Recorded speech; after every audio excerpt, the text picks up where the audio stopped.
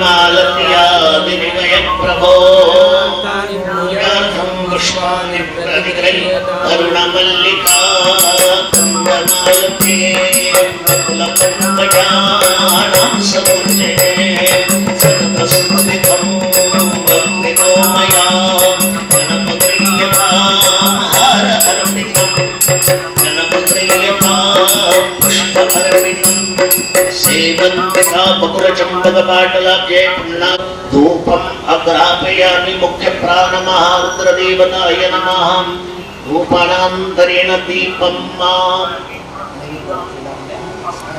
समर्पयामि भक्त्या दीपं प्रयाच्छामि प्रेमाय परमात्मने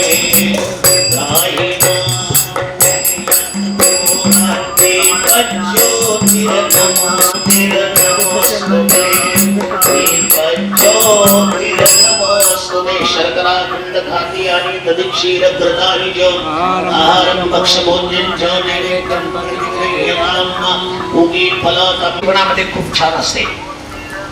म्हणून या येणारे प्रत्येक कार्यक्रमाच्या दिवशी तिथीच्या एकादशीच्या दिवशी आपला चिन्मय प्रत्येक महाराजांना या ठिकाणी आपण बोलवतो. त्यांचे आशीर्वचन आपल्याला ऐकायला मिळतात. सर्वजण मिळून आपण हनुमान चालिसाचे पाठ या ठिकाणी करतो. किती आनंद आहे. एकादशी पर्वकाळ असते तर वरथरी एकादशी आहे. आज वल्लभाचार्य महाराज यांची आज असते या ठिकाणी पुण्यतिथी आहे. सुंदर असलेला हा उत्सव प्रत्येक एकादशीच्या दिवशी आपण इथे घेतो. आज परमपूजनीय भागवताचार्य हरिभक्त परायण कोण भालेचंद्र महाराज देशपांडे यांचं आगमन होत आहे. आज त्यांचं सुद्धा आशीर्वचन आपल्याला ऐकायला मिळतील. आपण हनुमंताचं पूजन केलेलं आहे. आपण आता पाठाला आपण सुरू करू. जेवढे पाठ होतील तेवढे आपलं होईल आणि पुढे मग वेळ होणार नाही. रामचंद्र भगवान की जय. श्री गुरुचरण सरोज रज निज मन मुकुर सुधारी वरण रघुवर विमल जसु जो दायक फलचारी बुद्धिहीन तनु जानिके सुमिरो पवन कुमार बल बुद्धि विद्या देहु मोहि हरनु कलेश विकार.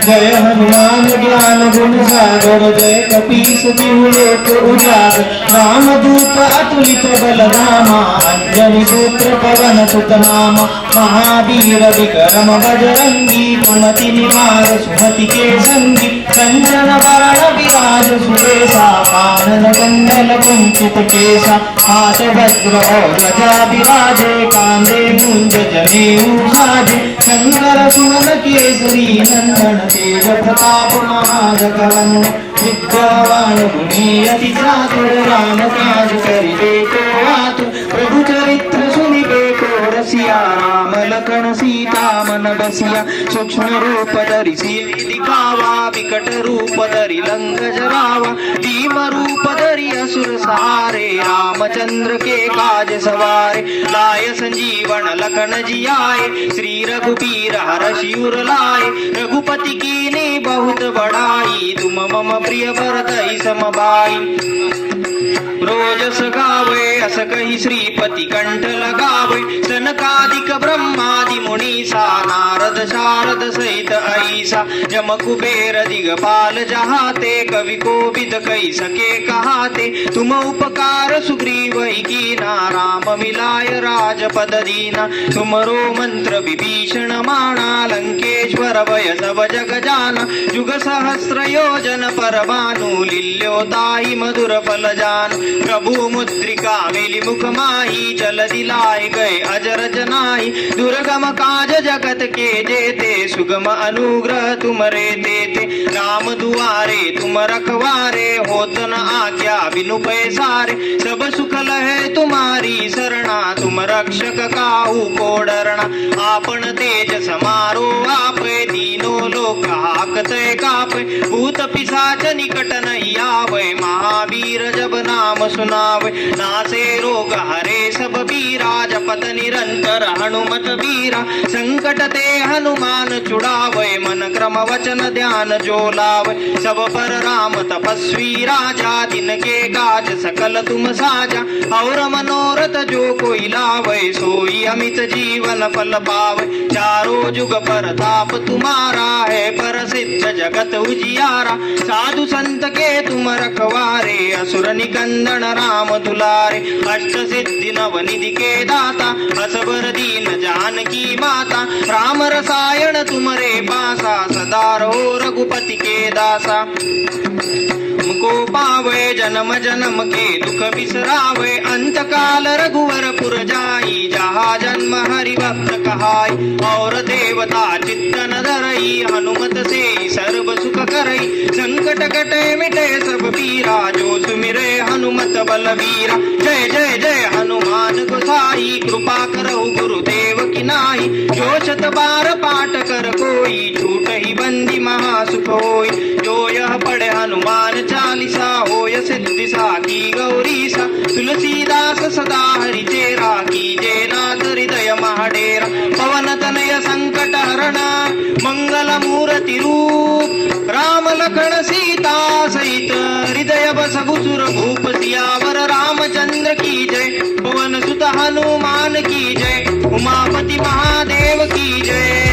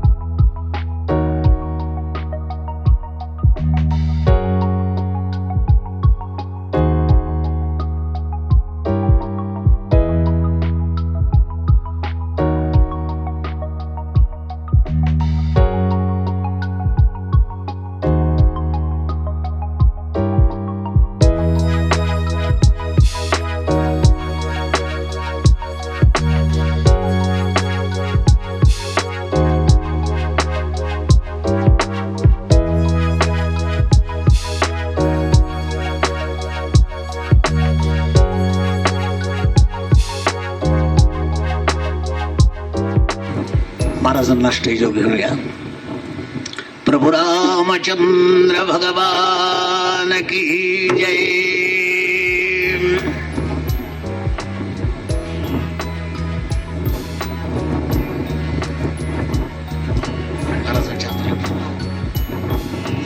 मनोजवं मारुततुल्यवेगं जितेन्द्रियं बुद्धिमतां वरिष्ठं वातात्मजं वानरयूतमुख्यं श्रीरामदूतं शरणं प्रपद्ये. महारुद्र भगवान की जय. आज महान भाग्य आहे. नांदेडहून त्यांनी आज आपल्या करता आलेले आहेत. चिन्मयने विनंती केली आणि त्या चिन्मयला त्यांनी सांगितलं की मी येणार, नक्की येतो. आणि आपला दर आज 6 महिन्यापासून हा उपक्रम सुरू आहे महाराज. प्रत्येक एकादशीच्या दिवशी हनुमान चालिसा आणि प्रत्येक महान संतांना अधिकाऱ्यांना या ठिकाणी बोलवून स्वागत आणि सुंदर हा रुचकर कार्यक्रम सत्संगतीचा हा कार्यक्रम आमच्या चेअरमॅनने ठेवला आहे. आपल्याकडे आली त्यांनी, आपण आलात, खूप छान वाटतंय. या ठिकाणी डॉक्टर केदार कटिंग साहेब आलेले आहेत, अस्थिरोग तज्ज्ञ आहेत. यांना मी विनंती करतो की आपण या ठिकाणी 4 शब्द सांगावेत. कटिंग साहेब. आज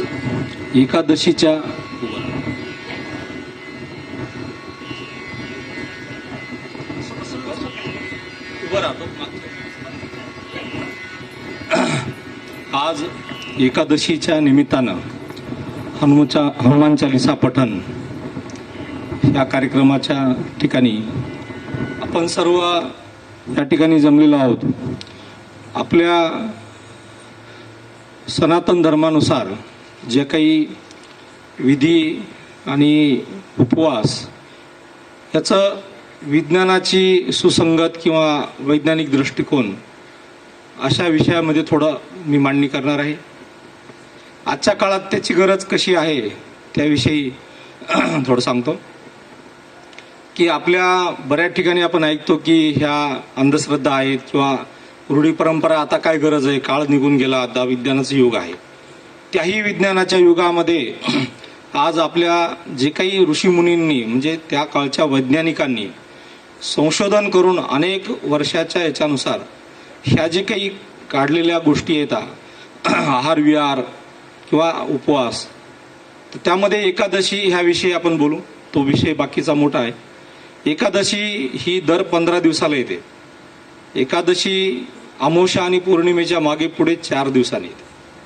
आणि त्यामध्ये भौतिकदृष्ट्या जे आपण पौर्णिमा आणि अमावस्याला भरती आणि ओहोटी येते, समुद्र त्या काळामध्ये उसळतो आणि पाण्याची पातळी वाढते आणि नंतर ओहोटी येते. चंद्र आणि पृथ्वीमधलं अंतर ह्या कालावधीमध्ये कमी होतं आणि त्यामुळं गुरुत्वाकर्षणाच्या गोष्टीमुळं हे घडतं. पृथ्वीवर 70% पाणी आणि 30% जमीन आहे, तर त्यामुळं मोठा ज्याच्यावर परिणाम होतो ते पाणी. त्या प्रमाणात जर समुद्र किनाऱ्यापासून 400-500 मीटरच्या आतमध्ये जर झाडाला जखम केली तर ह्या कालावधीमध्ये जास्त डिंक गळतो आणि इतर कालावधीमध्ये कमी गळतो. मग आपल्या ऋषीमुनींनी ह्या कालावधीच्या मागे पुढे जेव्हा गुरुत्वाकर्षण जास्त म्हणजे अंतर होतं ते दूर दूर जायला लागतं, तर त्यावेळेस 4थ्या दिवशी गुरुत्वाकर्षण पृथ्वी आणि चंद्रामधलं अंतर कमी झाल्यामुळे कमी असतं. तर त्या कालावधीमध्ये आपल्या शरीरामध्ये काही बदल होत असतात, तर ते बदलानुसार आपल्या शरीराला आराम राहावा हा त्यामागचा भाग आहे. आजच्या काळामध्ये आपल्याला माहिती आहे की BP, शुगर आणि नंतर येणारा कॅन्सर असे 3 प्रामुख्यानं सध्याचे आजार आहेत. BP आणि शुगर आहे असे हात वर करा बरं. प्रामाणिकपणे आपण चर्चा करतो, म्हणजे आपल्याला काही कोणाला हे नाही, जे काही ते काही शरीराचा दोष, आपला दोष नाही येतो. म्हणजे ठीक आहे. आता कॅन्सर होऊ नये असं किती जणांना वाटतंय? हात वर करा. सर्वांना बरोबर आहे. आता आपल्या ह्या गोष्टीचा उपयोग आपण कॅन्सर होऊच नाही ह्याच्यासाठी कसा करता येतो आणि कसा आहे हे सांगतो आणि थांबतो. कॅन्सर म्हणजे काय, तर एका पेशीच्या केंद्रकामध्ये बदल होतो आणि त्या पेशीची असंख्य वाढ होत राहते, ह्याला कॅन्सर म्हणायचं, बाकी काही नाही. कॅन्सर म्हणजे काही फार मोठा आजार नाही. म्हणजे जसं पिसाळलेल्या कुत्र्याचा मेंदू रेबीजच्या आजारानं पिसाळला म्हणजे मेंदूवरचं संतुलन गेलं की तो कोणीकडे पळतो आणि कोणालाही चावतो. आपल्या सेल ज्या पेशी येतात त्या डिव्हाइड होतात, त्याला म्युटेशन म्हणतात आणि त्यांचा क्रम ठरलेला आहे, 1च्या 2 नंतर 2च्या 4 असं. पण कॅन्सरमध्ये काय होतं की मेंदूच्या DNA मध्ये जे DNA RNA जे आहे त्याच्यामध्ये बदल होतो आणि त्याची गतीनं वाढ होत राहते. मग एखाद्या गोष्टीची गतीनं वाढ होत असेल तर क्वालिटी राहते का? एखादं प्रोडक्शन जर गतीनं होत असेल तर क्वालिटी राहत नाही. तशी त्या पेशींच्या आवरणाची ह्याची कमजोरपणा राहतो आणि मग त्या असंख्य वाढलेल्या पेशी त्या ठिकाणच्या नॉर्मल पेशीला बाधक ठरतात आणि तिथं त्याचं कार्य बंद पडतात आणि कॅन्सर मग एका ठिकाणाहून अनेक ठिकाणी प्रसारित होतो आणि शरीरात पसरला की आपण म्हणतो 4थ्या स्टेजवर गेला आणि आता काही इलाज नाही. एक थोडक्यात कॅन्सर हा प्रकार कळाला. आता त्याचं एकादशीची कसं महत्व आहे हे तुम्हाला सांगतो. आपण ह्या विज्ञानाच्या युगामध्ये मोबाईल सगळ्यांकडे आहे. जर आपला मोबाईल थोडा बरोबर चालना गेला तर आपण म्हणतो मोबाईल जरा सकाळपासून हँग मारतो, चालत नाही. सहजच कोणी म्हणतं जरा रिबूट कर, म्हणजे बंद करून चालू कर. म्हणजे बऱ्यापैकी प्रश्न इथंच मिटतो, त्याच्याकडे जाण्याची गरज नाही. बरोबर आहे, त्याला म्हणतात रिबूटिंग. आपल्याकडे फ्रीज आहेत, महिला मंडळींना माहिती आहे. तर फ्रीजिंग बरोबर होत नसेल, जर थंडपणा जास्त होत नसेल तर त्याला एक बुकलेटमध्ये आहे डीप फ्रीजिंग करा. बरोबर आहे की पिन काढून टाका, सामानमधलं काढून टाका, रिकामं फ्रीज 2 दिवस ठेवा, साठलेला बर्फ पितळून जातो आणि नंतर मग त्याचा थंडपणा जास्त वाढतो आणि त्याला रिपेअर करायची गरज नाही. ह्या 2 गोष्टी तर शक्य माहिती आहेत. तसं आपल्या शरीराला रिबूटिंग करणं, डिफ्रीजिंग करणं म्हणजे एकादशी. तर एकादशीचा उपवास आपल्याला माहिती आहे. थोडक्यात सांगतो की दशमीला एकदा जेवायचं, तिथून पुढं आहार कोणता स्वीकारायचा नाही आणि द्वादशीला सूर्योदयाबरोबर एकदा जेवायचं, तिथून त्या दिवशी जेवायचं. 36 तासाचा उपवास आहे. तुम्ही म्हणाल की याचा आता शास्त्रीय काही पुरावा देऊ शकता का? देऊ शकतो. तर आपल्या देशामध्ये संशोधन थोडं कमी होतं. बाहेरच्या देशातली मंडळी एकदा एक तत्व पटलं की ते लगेच हे करतात. त्यामुळे अमेरिकेमध्ये, जर्मनीमध्ये वेधशाळा सुरू झाल्यात, वेदांचं पठण सुरू झालेलं आहे. अनेक गल्लीतून गेलं तर तिथं रुच्या ऐकायला भेटतात, कानावर पडतात. तसं आपल्या जपानमध्ये एक संशोधन झालं की दररोज आपण आपल्या शरीराला जर 18 तासाचा उपवास केला, म्हणजे रात्री 8ला जेवलोत आणि दुसऱ्या दिवशी 2ला जेवलोत आणि परत 8ला आणि दुसऱ्या दिवशी 2ला, मध्ये काहीच घ्यायचं नाही, तर आपल्या शरीरामध्ये कॅन्सर कधीच उत्पन्न होत नाही. पण ते दररोज शक्य आहे का? नाही. पण दर 15 दिवसाला एक उपवास निरंकार जर केला तर चालतो. तर त्याच्यामध्ये आपल्या शरीरामध्ये अनवॉन्टेड जे केंद्रकामध्ये परिणाम होणार आहे तर ते होत नाही. माणूस चंगळवात कधी करतो? खिसा असला आणि खिशाला जर चांचल असेल हा मग चंगळवात. तसं पेशी पण आपल्या चंगळवात कधी करतात? खूप आहार, अवेळी जेवणं, जे काही आता चाललंय फास्ट फूड, न खाऊ ते खाणं चालू आहे, तर त्याचा परिणाम होऊन कॅन्सरचं रूपांतर होतं. आता जे आपण म्हणतो ना तंबाखू किंवा सिगारेट किंवा हे आता कारणं नाही राहिली. आता कॅन्सर सगळीकडूनच आहे, पाण्यातून आहे, हवेतून आहे, जमिनीतून आहे, सगळीकडूनच आहे. म्हणजे सध्या अशा अवस्थेमध्ये आपण आहोत. तर एकादशीचा आणि कॅन्सरचा कसा संबंध आहे? आपण जर आपल्या शरीराला 36 तासाचा जर उपवास दिला तर आपल्या शरीरातल्या पेशी ज्या ओल्ड झालेल्या आहेत त्याचं विघटन, त्याचा मृत्यू होतो आणि त्याच्या अवशेष जे राहतात त्याची एनर्जी तयार होऊन आपलं शरीर 36 तास जगतं. किंवा आपल्या शरीरात एक्स्ट्रा फॅट असेल, सगळं असेल तर ते पण युटिलाइज होतं. आणि शरीरामध्ये अशी जी जडणघडण आहे की 3 पदार्थ आहेत, प्रोटीन, कार्बोहायड्रेट आणि फॅट म्हणजे ऑइल, आणि व्हिटॅमिन्स आणि मिनरल, ह्याच्याशिवाय शरीरात काहीच नाही आहे. ह्या 5 तत्वाचं शरीर आहे. सर्व विटॅमिन्स आपल्याला माहिती आहेत, मिनरल्स म्हणजे सर्व धातू, आणि कार्बोहायड्रेट, प्रोटीन आणि ऑइल, फॅट. तर ह्याचं कन्व्हर्जन एकूणमेकात होण्याची सिस्टीम आहे लिव्हरमध्ये आपल्या. आणि त्याच्यामध्ये जर ताण दिला तर ते सर्वच बॅलन्स करून ह्या सर्व ऑर्केस्ट्रा खालचा फक्त मेंदूला संतुलित ब्लडमधून ऊर्जा पोहोचावी ह्याच्यासाठी आहे. तर तेच सगळं लिव्हर करतं आपलं, बाकीचे अवयव त्याला मदत करतात. तर त्या फास्टिंगमध्ये काय होतं की लिव्हरमधून पूरक मेंदूला पोहोचण्यासाठी हे सगळं वापरल्यानंतर शेवटी आपण आपल्या डेड सेलचं पण युटिलाइज करतो. मग एवढ्या दुष्काळामध्ये त्या अन्नाच्या कोणत्याच पेशीमध्ये केंद्रकात काही बदल होत नाही. पुढचे 15 दिवस तुम्ही निश्चित, तोपर्यंत नक्की कॅन्सर होणार नाही, म्हणजे कोणत्याही केंद्रकामध्ये बदल होणार नाही. अशा पद्धतीनं ह्या एकादशीच्या उपवासानं आपल्या शरीरामधले कॅन्सरसारखा दुर्दम्य आजार तर जातो, पण BP शुगर सारखे पण बाकीच्या व्याधी, थायरॉइड ह्या पण कमी होतात. आणि तो उपवास आपण दर 15 दिवसाला जरी करू शकलो नाही, किमान महिन्यात किंवा 3 महिन्यातून एक उपवास अशा पद्धतीनं. आणि त्यातही जर समजा आपल्याला नाही जमलं तर मग अग्निसंपर्क न केलेलं अन्न जरी आपण सेवन केलं, म्हणजे फळं समजा, तर त्याच्यात थोडं बरं. त्याच्यातल्या नंतरचं अन्न चांगलं म्हणलं तर उकडलेलं अन्न, भाजलेलं, तळलेलं त्यानंतरचे अन्न हे चांगले नाहीत आपल्या शरीरासाठी. त्यामुळे एरवी पण आपण जर अशा पद्धतीनं सेवन केलं आणि एक एकादशीचा उपवास जर ह्या पद्धतीनं केला तर नक्की चांगलं होतं. आता तुम्ही म्हणाल की डॉक्टर साहेब तुम्ही डॉक्टर आहेत, सगळं वाचलं ऐकलं, तुमची बुद्धिमत्ता, मग तुम्ही करता का? तर मी करतो.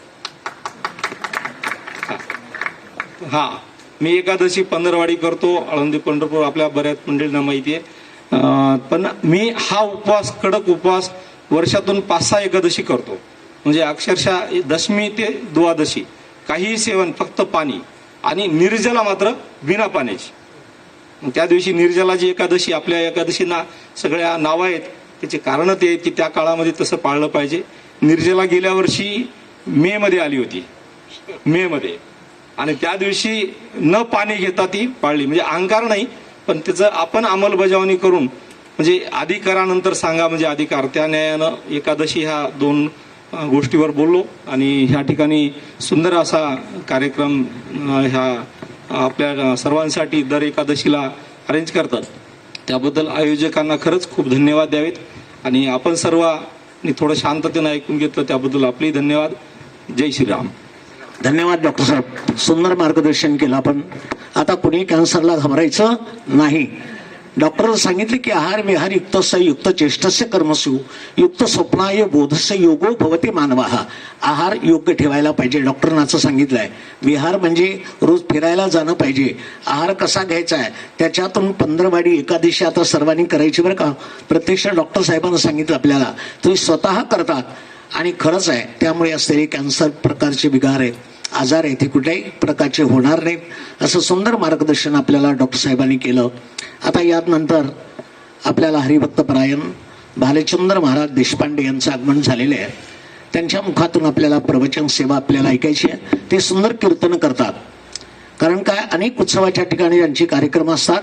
कीर्तनाच्या सुखे सुखी होय देव, पंढरीचा राम संग आहे, भक्त जाय सदा हरी कीर्ती गात, त्या संगे अनंत हिंडत असे. एक नाही, त्रैलोक्य भ्रमण फिरत नारद, त्या संगे गोविंद फिरत असे. या उक्तीप्रमाणे महाराजांचं प्रत्येक ठिकाणी जाणं असतं. स्वतः कष्ट घेतात आणि मार्गदर्शन चांगल्या प्रकारचं करतात. जगाच्या कल्याणा संताच्या विभूती, देह कष्टभीती, परोपकार. परोपकार करण्याचं कार्य संतांचं असते. परोपकाराय पुण्याय पापाय परपीडनम, अष्टादश पुराणेषु वाक्यस्य वचनद्वयः. या उक्तीप्रमाणे महाराजांना मी विनंती करतो की आपण आपल्या प्रवचनाला सुरुवात करावी. वरून का बसून मागे दिसतंय ना, आवाज तर येतोय माझा खणखणीत, त्याच्यामुळे दिसण्याचा विषय नाही आणि दिसण्याचा पाहण्याचा विषय नाही.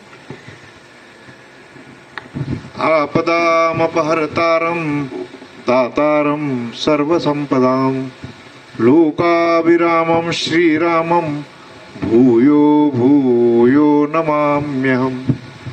मनोजवं मारुततुल्यवेगं जितेन्द्रियं बुद्धिमतां वरिष्ठं, वातात्मजं वानरयूथमुख्यं श्रीरामदूतं शरणं प्रपद्ये. ब्रह्मानन्दं परमसुखदं केवलं ज्ञानमूर्तिं, द्वन्द्वातीतं गगनसदृशं तत्त्वमस्यादिलक्ष्यम्. एकं नित्यं विमलमचलं सर्वदी साक्षिभूतं, भावातीतं त्रिगुणरहितं सद्गुरुं तन्नमामि. सद्गुरुनाथ महाराज की जय. कारण म्हणजे हे व्यासपीठ इतकं छान आहे की मला कीर्तन करायचा मोह होतोय. घाबरू नका.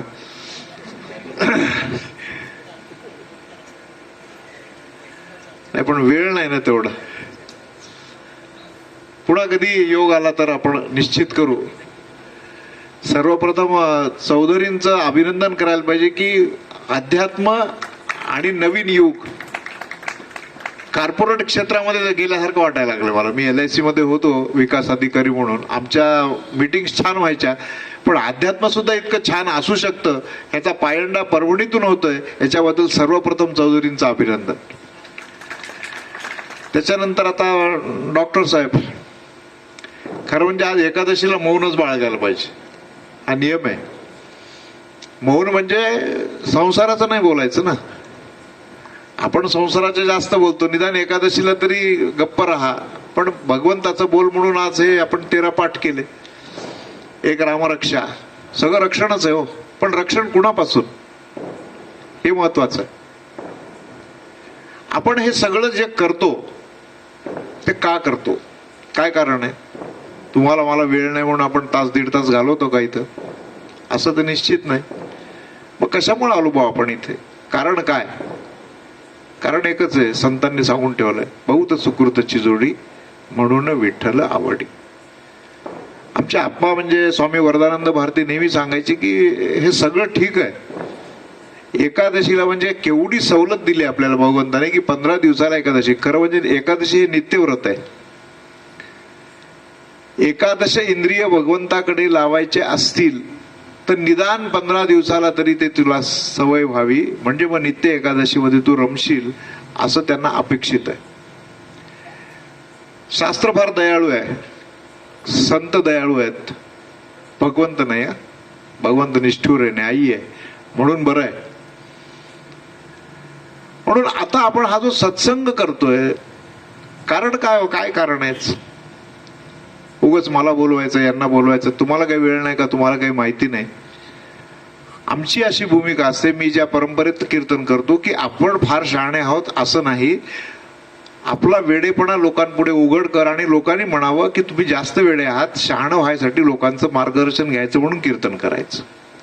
आमच्या दासगुण महाराजांना जेव्हा आपण विचारलं की अरे मी कीर्तन करणारे लोकांमध्ये काही फरक नाही ना, तरी सांगितलं, कोणी सांगितलं तुला लोकांमध्ये फरक होण्यासाठी कीर्तन आणि प्रवचन करायचं? तुझ्यात जर काही बदल होत असेल तर कीर्तन करायचं. आणि आता हा जो बदल आहे आपला, डॉक्टर साहेबांनी फार छान सांगितलं, म्हणजे मला इतका आनंद झाला या ठिकाणी. एक डॉक्टर अध्यात्मावर बोलतो, नुसतं बोलत नाही, वागतो सुद्धा. मी तर नेहमी म्हणत असतो की डॉक्टर इतका कुठलाही माणूस अध्यात्माशी जास्त जवळ असू शकत नाही, कारण त्याला सगळंच माहिती हो, शरीर यंत्र कसं बनवलंय, त्या यंत्राचं काय काय कमाल आहे, एकापेक्षा एक. आणि तो इतका हे होतो की अरे मला अजून नाही कळत ना, म्हणजे तो विद्यार्थ्याच्या भूमिकेत आहे आणि साधकाच्या भूमिकेत आहे. असा एक डॉक्टर मला सापडला, मला फार आनंद झाला. आता तुम्हाला मी नेहमी त्रास देईल डॉक्टर साहेब, तुमची हाडं मजबूत पाहिजेत. ते अस्थिरोग तज्ञ आहेत, अस्थिरोग निवारण तज्ञ असं मला वाटतं. अस्थिरोग कसा नकोच आहे ना आपल्याला. आपल्याला काय करायचंय की आपल्याला मजबूत उभं राहायचंय. मजबूत उभं राहण्यासाठी सत्संग आहे, ही अस्थि आहे आपली. खरं म्हणजे मी इतका वेळ नॉर्मल होतो, पण आमचे शंकरराव आले की मी जरा थोडा डिस्टर्ब झालो, कारण परभणीमध्ये विद्वानांची मांदी आळी आहे हो. आणि त्या सगळ्या विद्वानांसमोर मी आलो कशासाठी? अरे हनुमान चालिसा सारखं, आम्ही रामभक्त आहोत, रामसेवक आहोत, म्हणजे हे म्हणणं सुद्धा फार धारिष्ट्याचं आहे. रामाची सेवा जी हनुमंतांनी केली ती कोणीही करू शकत नाही. सगळ्याची दास्य भक्ती ती सगळ्यात अवघड आहे. पण आमच्या आता भगवंतांनी काय केलं माहित नाही आम्हाला, त्या रामाच्या घराण्यामध्ये जन्माला घातलं आणि आवरत 500 वर्ष तरी झाली आमच्या घराण्यात रामाची सेवा चालू आहे. आणि त्याचे आम्ही एक छोटेसे वारकरी आहोत, पालखीची भोई आहोत. तर आपला विषय चालला होता की सत्संग का करतो आपण, काय कारण? त्याचं एक कारण सांगितलं की बहुत सुकृतची जोडी म्हणून विठ्ठली आवडी. सुकृत म्हणजे माणूस मेल्यानंतर मागच्या जन्मामध्ये तुम्ही कीर्तनाला गेले होते, हनुमान चालीसा म्हटला म्हणून पुन्हा म्हणताय. आता एकदा देह जळल्यानंतर, कारण सध्या 4 वाकाचं युग आहे, भस्मीभूतस्य देहस्य कुतो जन्म कुतो मृत्यू म्हणतात, ते काहीच राहत नाही म्हणतात. पण मला अनेक वेळा डॉक्टर साहेब असं शंका वाटते की इतके विद्वान डॉक्टर आहेत, इतके विद्वान तत्वचिंतक आहेत, एकाने सांगितलं की पृथ्वी म्हणजे इट्स ऍक्सिडेंट. अरे म्हटलं ऍक्सिडेंटने असं कसं काय होईल ना? असं करा की डाळ घ्या, तांदूळ घ्या, भाजी घ्या, सगळं फेकून द्या जिकडे तिकडे आणि स्वयंपाक होतो का बघू आपण. अरे जेव्हा निर्मिती असते तेव्हा निर्माताही असतो. हे साधं तत्वज्ञान, ज्याला डॉक्टर फिक्टर व्हायची गरज नाही, विद्वान व्हायची गरज नाही, फक्त सामान्य बुद्धीचा माणूस आणि प्रामाणिक असण्याची गरज आहे. मग हे आपल्याला नाही कळत का की भगवंतानी जर आपल्याला बनवलंय, आपल्याला जो बनवला आहे ते कशासाठी बनवलंय? असं म्हणतात, शास्त्र असं सांगतं की तुमचा जो जन्म होतो 50% पाप 50% पुण्य मान्य. आता त्यात पुण्यात्मक पाप पापात्मक पाप याच्यात जात नाही, कारण मला 2 तास जातील म्हणता म्हणता. कारण एकदा प्राध्यापक बोलायला लागला की 40 मिनिटं बोलतो, कीर्तनकार बोलायला लागला की कमीत कमी 2.5 तास बोलतो. मी बोलणार नाही, घाबरू नका, लागलीच घड्याळे पाहू नका, मलाही जायचं आहे. तर आपण जे जन्माला आलो तर कशासाठी आलो? 50% पाप 50% पुण्य मान्य. मग ह्याच्यातही पुन्हा कॅटेगरायझेशन आहे. मग विशिष्ट आईबापाच्या पोटी, विशिष्ट धर्मात, विशिष्ट गावात, विशिष्ट देशात का घातलं जन्माला? कारण पुन्हा त्याचं वर्गीकरण, कॅटेगरायझेशन म्हणजे वर्गीकरण. बरोबर, माझं इंग्रजी कच्चं आहे बरं का. आता हे इंजिनियर, हे डॉक्टर म्हणजे अवघडच आहे. मी यांच्यामध्ये फार अवघडून बसलोय, पुढं मध्ये बसवलं, इकडे तिकडे सरकायची सोय नाहीये. आणि मग आपण जन्माला येत असताना आपण भगवंताला आश्वासन देतो म्हणे.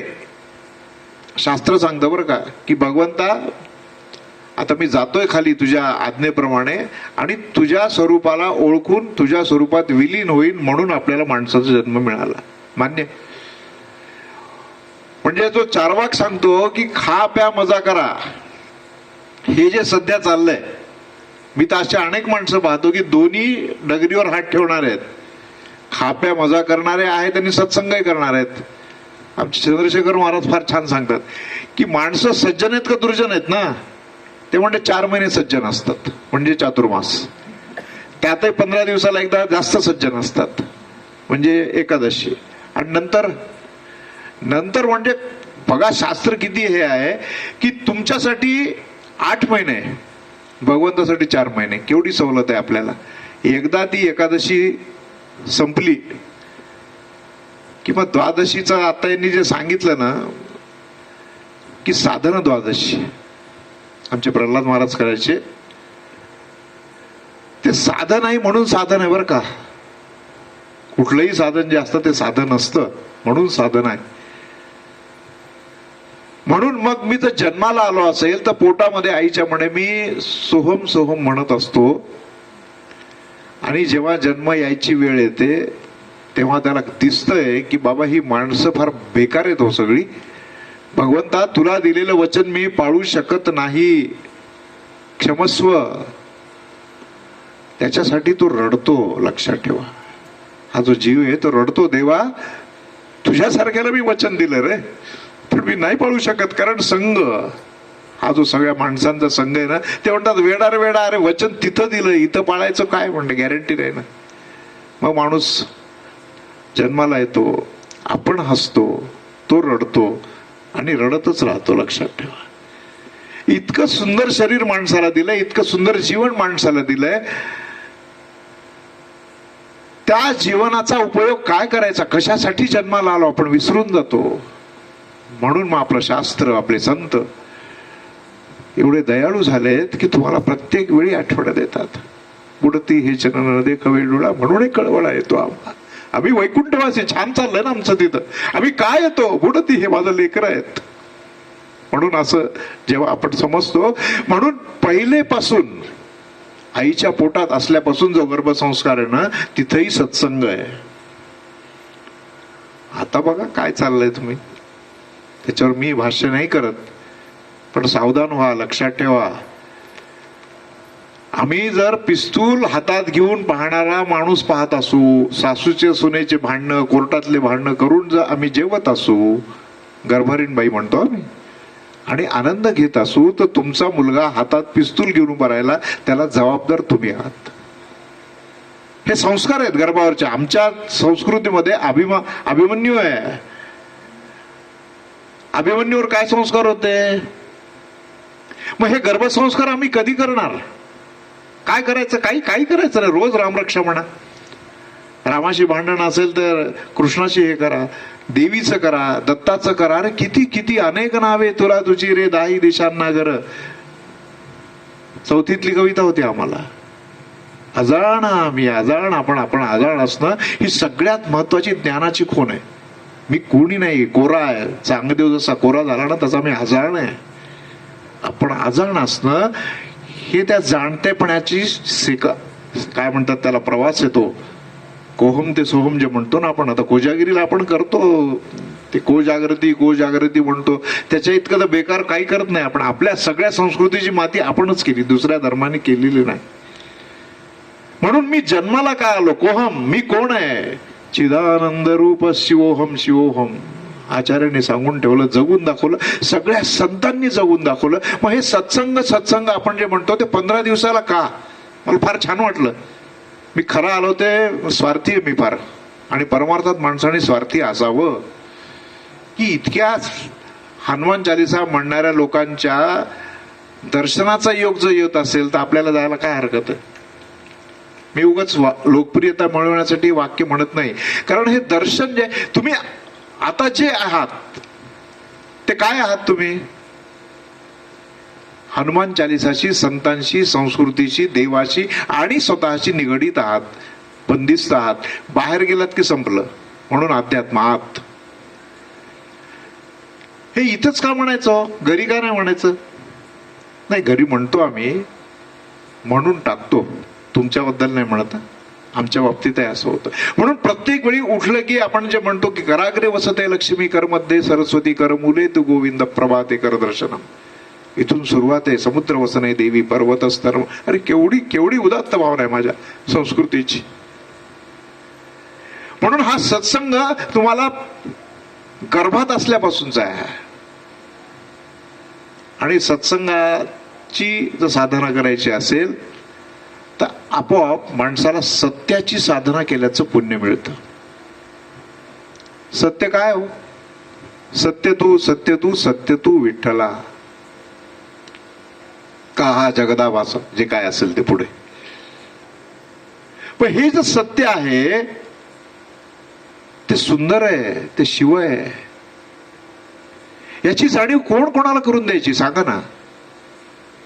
आणि मी जर आत्म व्यवस्थित असेल, तुम्ही बाहेर सुद्धा व्यवस्थित राहू शकतो. म्हणून आधी आत, म्हणून सत्संग आहे.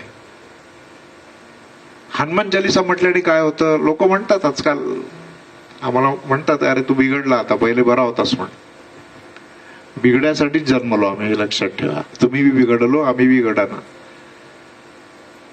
म्हणून सत्संग जीवनात फार महत्वाचा आहे. तो सामूहिक करा, सामूहिक सत्संगाचं तर वेगळं पुण्य आहे. म्हणून मी सांगितलं की सत्याची साधना, सत्यवादाचे केले तप आम्ही अमित कल्प. माऊलींनी आपल्या ह्याच्यात म्हटलंय ना, अरे मनात सुद्धा येत नाही हो त्यांच्या. हे सत्संगाचा परिणाम आहे. आणि हा परिणाम माझ्यावर टिकला पाहिजे, याला म्हणायचं सत्संग. सत्य सत्य सत्य काय असतं, सत्य म्हणजे परमेश्वर आहे. पण तुम्ही कोण, तुम्ही परमेश्वरच आहात ना. आपण आपल्याला विसरलो म्हणून सत्संग करावा लागतो. मी कोण आहे, कोहम टू सोहम, किती सोपं आहे. पण त्याच्यासाठी मध्ये गुरु येतो. आणि काय करतो गुरु तुम्हाला, काही करत नाही. गुरुस्तु मौनम व्याख्यानम शिष्यास्तु छिन्न संशय. गुरु काही बोलत नाही, पण शिष्याचे सगळे संशय दूर होतात. अशी आमची परंपरा आहे. मग हा जो सत्संग आहे, त्या सत्संगामुळे होतं काय माणसाच्या, म्हणून सदा संतापाशी जावे. कीर्ती वाटते हो. एक सांगा मला तुम्ही, एक रेडा माऊलींच्या सत्संगात गेला ना, किती वेळ गेलो, काही मिनिटं. काय भाग्य असेल त्याचं, खरं सांगतो तुम्हाला. तो रेडा महाराज झाला. महाराज असलेले रेडे वेगळे, घरातले रेडे वेगळे, बाहेरचे रेडे वेगळे. रेडा म्हणजे अहंकार, म्हणजे वेगळा अर्थ नका घेऊ. आमच्या दासगडू महाराजांचं जे चरित्र आहे ना, ज्ञानेश्वर माऊलीचं अफाट चरित्र आहे. एक एक कीर्ती मिळाली. ज्ञानेश्वर माऊलीचं चरित्र सांगताना रेड्याचं चरित्र सांगावंच लागतं, ऐकावंच लागतं. हा सत्संगाचा परिणाम आहे. भिंत जड हो, काय होतं त्या भिंतीमध्ये, पण ती जड नाही हे सांगतो तुम्हाला मी. माऊलीने भिंत चालवली म्हणजे काय चमत्कार केला का. जर जगामध्ये इलेक्ट्रॉन प्रोटॉन्स असतील तर भिंतीमध्ये तेच आहेत, माऊलींच्या मध्ये तेच आहेत, तुमच्यातही तेच आहेत, माझ्यातही तेच आहेत. त्या भिंतीमधल्या इलेक्ट्रॉन प्रोटॉनशी माऊलीचा इलेक्ट्रॉन प्रोटॉनशी संपर्क झाला आणि संवाद सुरू झाला. आम्ही इलेक्ट्रिक प्रोटॉन जे आमचे आहेत आतले सगळे संपून टाकले. काहीच माहित नाही आम्ही कोण आहेत, माहित नाही मला. कोण आहेत म्हणजे काय, अरे तुम्ही पशु आहात का मग? कारण आहार निद्रा भय मैथुनंच एवढंच पशुधन आमच्यात साम्य आहे. मी किती बोलतोय माहित नाही मला स्टॉप करा. म्हणजे किती वेळ झाला आपल्याला? 15 मिनिटं झाले नाही. म्हणजे तसं नको, आम्ही एकदा वावलो की वाहून जातो. अजून एक 5 मिनिटं चालेल? हा.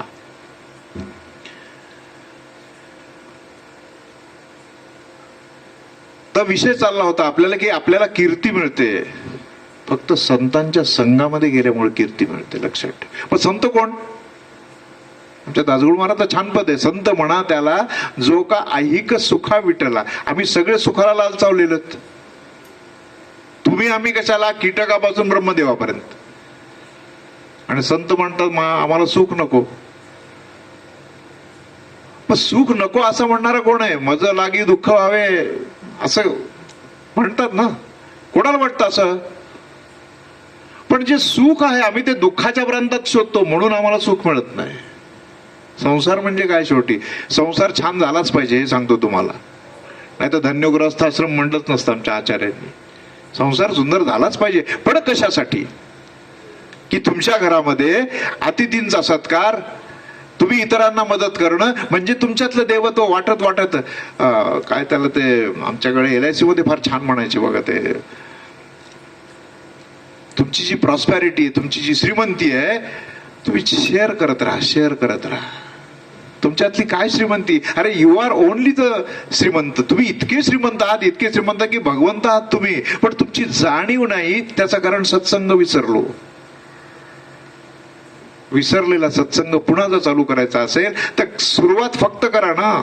ते काही करा, तुम्हाला सद्गुरू सांगतील. नुसतं राम म्हणा बस झालं ना. रा म्हणलं की पाप निघून जातात, म्हणलं की पुन्हा पाप येत नाहीत, अशी त्या रामाची हे आहे ना. कपाटवत बंद होऊन जातं. पण मग असा राम असलेला मी आत्मारामाचं चिंतन कधी करणार आहे ना. बरं असं आहे का की राम म्हटल्यानंतर किंवा हे सगळं केल्यानंतर बाकीचं सगळं सोडणार आहे का? अरे सांगणार सुद्धा सोडू शकत नाही तर तुम्ही आम्ही काय सोडणार आहे? कशासाठी करायचं? हा देह जगवण्यासाठी, ही भगवंताची सृष्टी चांगली होण्यासाठी तुम्हाला जे जे काही नेमून दिलेले ना. आता जर डॉक्टर असतील, आमचे इंजिनियर असतील, शिक्षक असतील, गायक असतील, प्रत्येकाने आपलं काम उत्तम करणे. तया स्वकर्म सुषमाचे अविरा पूजा केली होय अपारा तोषा लागे. माऊलीने सांगून टाकलं की तुमच्या वाट्याला आलेलं जे काम आहे ते भगवंताची सृष्टी श्रीमंत करण्यासाठी आहे. म्हणून तुमच्यासाठी तुम्ही प्रामाणिक असायला पाहिजे. आणि ही प्रामाणिकता सत्संग देते. मग उत्तम जर डॉक्टर असेल तर माणसं रोगी होणारच नाहीत, असलेली निरोगी राहतील. उत्तम जर इंजिनियर असेल तर पूल अनेक वर्ष चालेल हो. त्यात राग घालायची का सिमेंट घालायची हे कोण शिकवतं? अध्यात्म शिकवतं. हे नाही इंजिनिअरिंग मध्ये शिकवणार. विनाकारण कोणाला तरी फोटो काढायला लावायचे, पॅथॉलॉजिकल टेस्ट करायला लावायचे. त्या DMLTच्या ह्याच्यात आम्ही देगलूरला जात होतो. अरे इतकी घाण म्हणतात, तिथले सगळे जंतू तुमच्या अंगात जातील ना, गरज काय? पण माझा विचार वेगळा, तुमचा विचार. लोकांना नाडणे.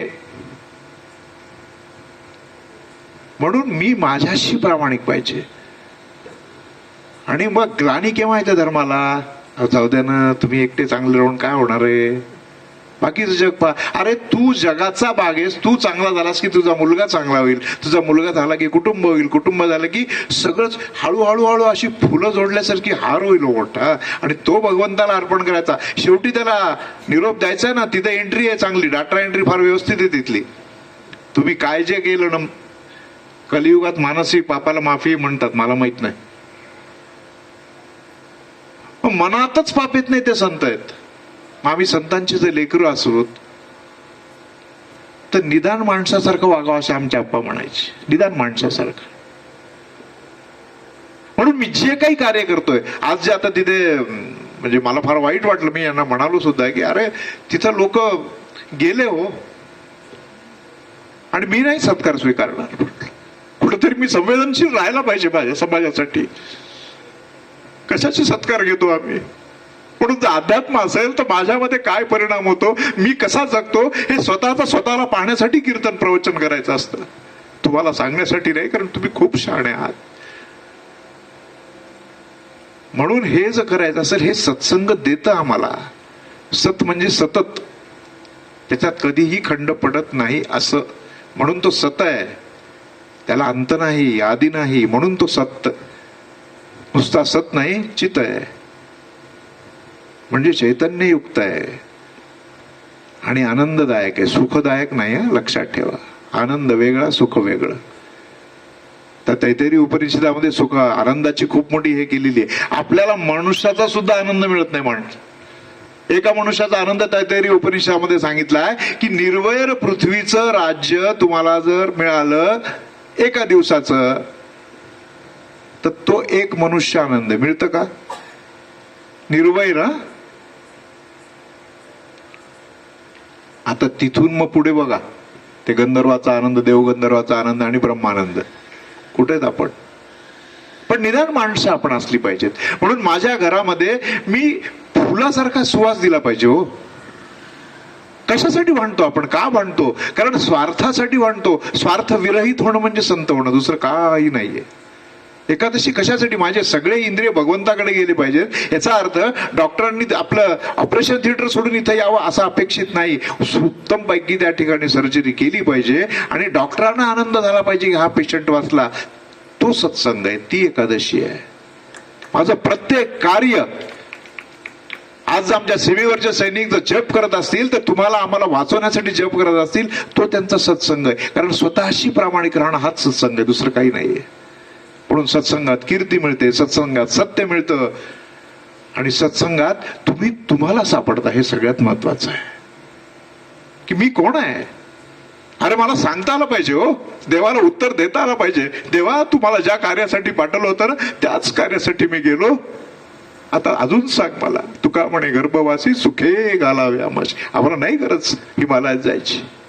अरे माणसं इथं दुःखी आहेत आणि मी हिमालयात जाऊन बसून काय करणार आहे? पण हिमालयात जी बसणारी माणसं असतात ना, ती सुखाची साधनं संतांना देतात. महंत वेगळे, प्रत्येकाचं कार्य वेगळं आहे, लक्षात ठेवा. म्हणून मी संतांच्या मार्गाने तरी चालावं. संत होईल की नाही माहित नाही मला, ते अपेक्षित आहे. म्हणून संतांच्या मार्गाने चालण्यासाठी सत्संग आहे. म्हणून जर मी सगळ्यांनी सामूहिकरित्या जर सत्संग करत असेल तर एवढ्या समूह मनाचा तुम्ही फार छान करताय. म्हणजे मला काय अनेक गोष्टी, इथं जे वातावरण आहे ना, आता तुम्हाला सांगतो मी, हे भारलेलं वातावरण, देऊळ आहे, हे असंच राहिलं पाहिजे. त्यांनी सांगितलं मी एकादशीला कोणाला देत नाही. अरे केवढी सुरुवात आहे ही. याच्यातून त्यांना काय कीर्ती मिळवायची, काय मिळू द्या ना, काय हरकत काय. कीर्ती म्हणजे सत्य आहे. पुन्हा सांगतो मी, सगळं येऊन पुन्हा त्या सत्यापाशीच येतं. रामरक्षा असो, हनुमान चालिसा असो, गीता असो, हरिपाठ असो, काही असो. काय म्हणतात ना माऊली आमच्या हरिपाठामध्ये, एकतत्व नाम दृढधरी म्हणा, हरीशी करुणा येईल तुझी. काय शब्द आहेत?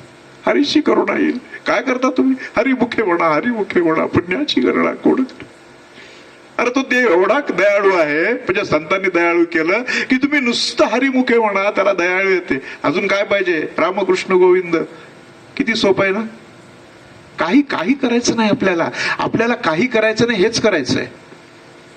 परमेश्वराने दिलेलं कार्य करायचंय आणि हे कार्य करण्याचा एक मूळ मंत्र, एक जर पोथी असेल तर तो सत्संग आहे. सत्संग म्हणजे स्वतःला ओळखणे, सत्संग म्हणजे स्वतःला प्रगट करणे आणि सत्संग म्हणजे देव पाहाया गेलो देव होऊन आलो अशी अवस्था जर माझ्या आयुष्यामध्ये आली तर त्याला आनंद होतो. आपला पोरगा 12वीला पहिल्या आल्यानंतर जसा आपल्याला आनंद होतो ना, तसा आपल्या सद्गुरूला आणि देवाला आनंद होतो की माझं लेकरू मोठं झालं. मोठं व्हायचं की नाही तुम्ही ठरवा. गाढव झालात, परिणाम आहेत, लक्षात ठेवा. तिकडे तर तुम्ही वाचलं नाही अजून, ते गरुड पुराण वाचा एकदा. काही सांगतात होय, ठीक आहे, तिथे गेल्यावर ओरडू नका. म्हणून माझी संस्कृती श्रेष्ठ आहे, त्या श्रेष्ठ संस्कृतीला नमस्कार करतो. आणि मला या ठिकाणी का बोलवलं मला अजूनही कळत नाही. त्यांनी मला सांगितलं की अनेक मोठे मोठे लोक येऊन गेले, म्हणणं मग कुठेतरी मध्ये गॅप असावा म्हणून. मला, मी मोठा नाहीये, लक्षात ठेवा. कोण मोठा कोण होतो? जो मोठ्याचा असतो तो मोठा होतो. आम्ही मोठ्याचे आहोतच, आपण सगळे मोठे आहोत, हे लक्षात ठेवा. कोणाचे आहेत आपण? पूर त्याचे आहेत. रामाचा जर मी वंशज असेल तर मला निदान रामासारखं वागता आलं पाहिजे ना. हनुमंतासारखं दास्यभक्ती, मला दास्यभक्ती सगळ्यात अवघड आणि सगळ्यात सोपी आहे. काही करायचं नाही, त्याचं ऐकायचं फक्त. मग हनुमान चालीसा जर मी इतका वेळ म्हणत असेल तर मी किती मदत करतो, थोडा आपण विचार करायला पाहिजे ना. आपण ते करत असाल हे माझ्यात यावं म्हणून मी बोलतोय. एकदा जाहीर बोललो म्हणजे लोक म्हणतील महाराज तिथं तर फार गप्पा मारत होते, आता असं का वागायला लागले. याच्यासाठी कीर्तन करतो आम्ही, आपल्यात सुधारणा व्हावी म्हणून. आता तुम्हा सगळ्यांचा या ठिकाणी जो सत्संग चालू आहे हा खरा सत्संग आहे आणि छान आहे. हो कसं मस्त.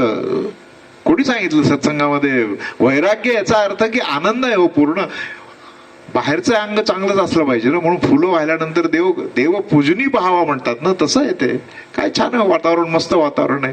लोक येतात जातात, सगळे शांत बसलेले आहेत आणि सगळे फक्त हनुमान चालीसाच म्हणतात, दुसरं काही करत नाही. मी पाहिलं, आम्ही तशी फार वेगळी माणसं, सारखी आमची दृष्टी असते की काय चाललंय नेमकं सत्संगाच्या मागं.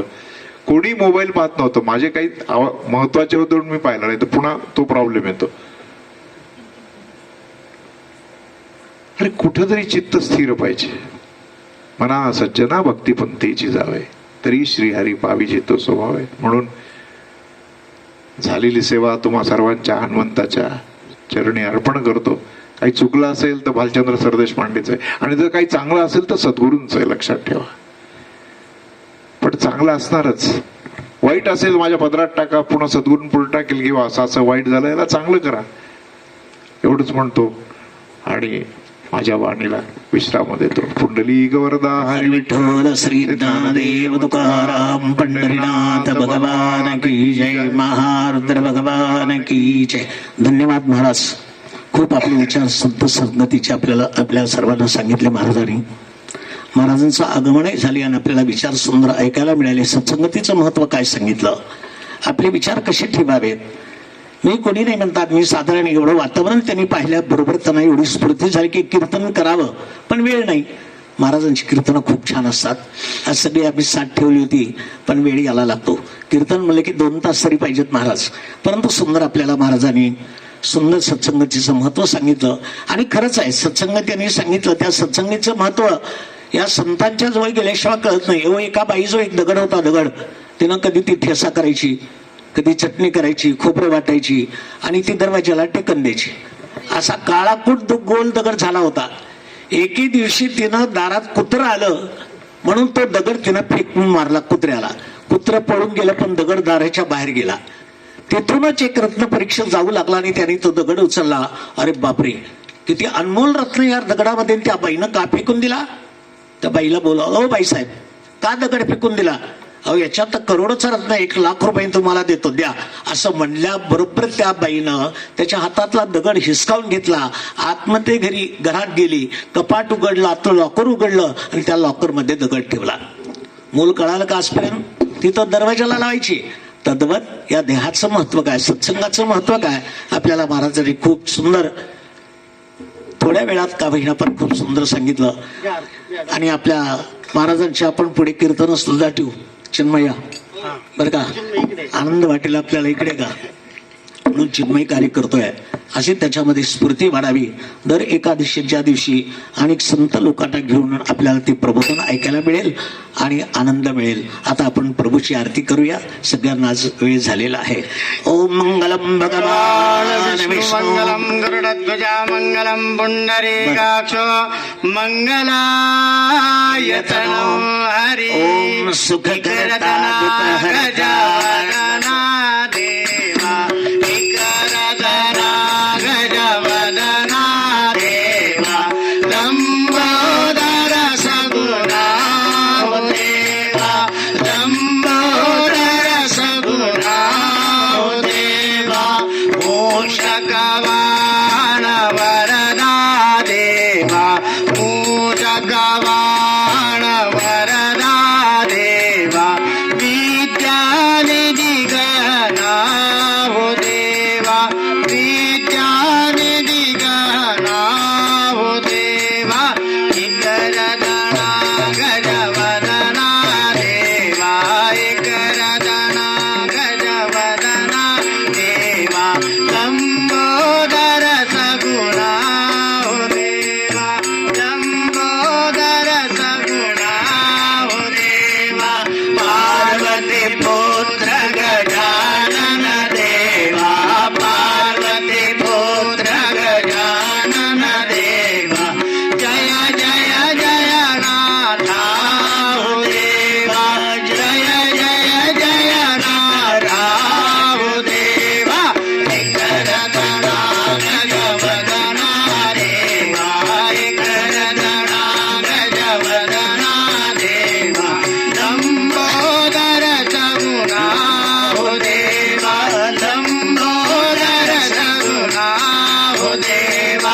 लंबोदर सगुणाओ देवा सूत्राने उड्डाण हुंकार वगणी करिधर्म भूमण सिंधू जगणी कडाले ब्रह्मांड लागे त्रिभुवनी सुवर्णी वर्णी जय देव जय हनुमंता स्वामी हनुमंता तुमचे प्रतापे धरे कृतांता जय देव तुमरे पादाय पुरला प्रतिशब्द धडधडला धरणी धर्मानीला खेद प्रणाळे परमात्मा उर्दुन रामे राम दसा शक्तीचा शोध जय देव जय हनुमंता स्वामी हनुमंता तुमचे प्रतापे झाले कृतांता जय देव कर्पूरगौरम करुणावतारम संसारवाइन तोम तुझे डोळमे अलंगिनानंद पूजन भावे वाणिन वनेन तमेव माता पिता तमेव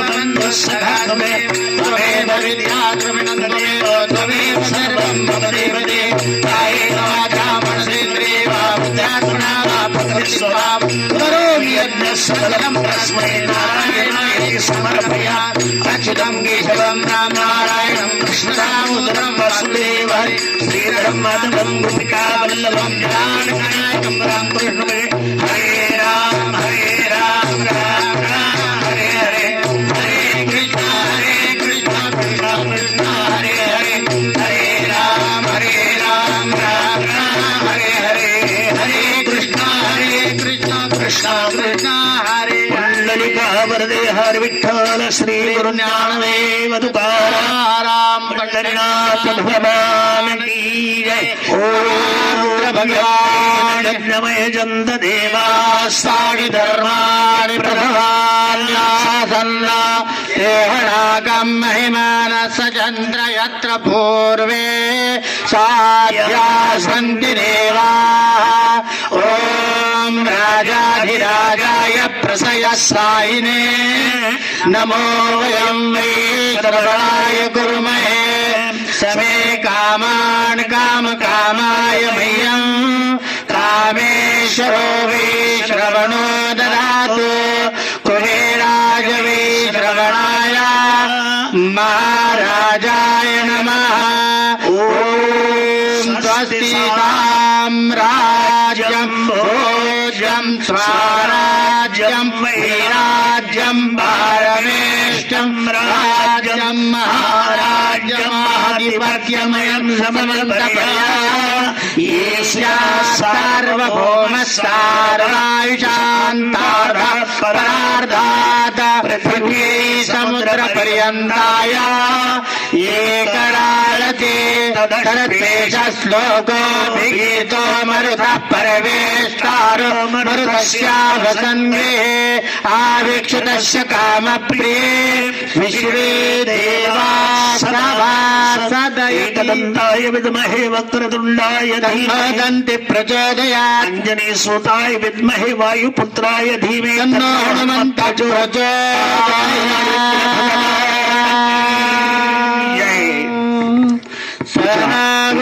याप्रमाणे आपण सर्वांनी हजर राहायचं आहे. हा सुंदर अलौकिक कार्यक्रम आपल्याला उपासना होते, सत्संगती जीवनामध्ये घडते. सर्वांनी आता प्रसाद सर्वांना वाटा. प्रभू रामचंद्र भगवान